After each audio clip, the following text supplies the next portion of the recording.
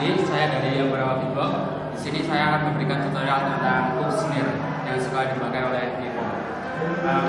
Menurut saya ada 3 step. Yang pertama, ngomong tapi pita suara jangan dibunyiin. Ya, contohnya seperti ini. Sambil ngomong. Yang kedua, kerang bawah sama tenggorokan dikencangin, mulut membuka sedikit aja. Yang ketiga,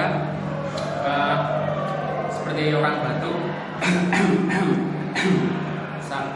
Yang kedua step yang pertama itu digabungin sama yang ketiga. Ya seperti itu. Contoh beatnya seperti ini.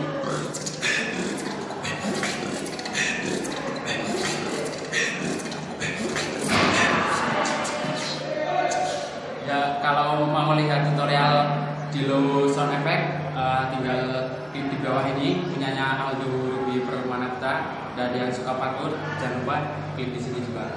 Ya terima kasih, gue Yaya. Sodot video, subscribe, jangan lupa like, komen.